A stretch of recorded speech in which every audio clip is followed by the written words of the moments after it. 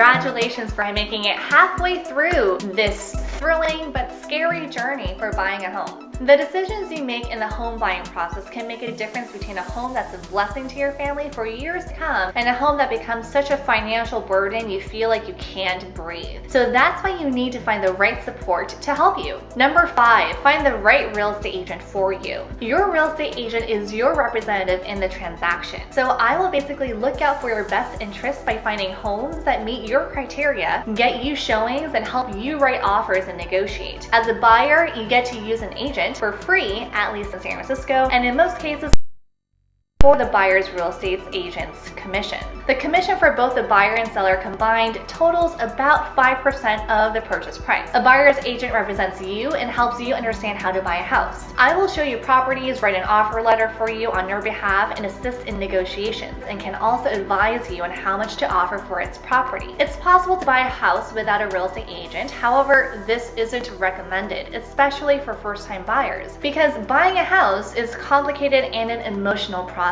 Having me by your side or another knowledgeable agent by your side can help you navigate the housing market, submit a legally sound offer, and avoid overpaying for your property. Alright, now let's begin house hunting. You get the drill, right? Let's dive into step 6 of my home buying process, but before then, make sure to like, subscribe, and comment any questions you have about this video before moving on. Alright, let's get to it. I'll see you in video 6.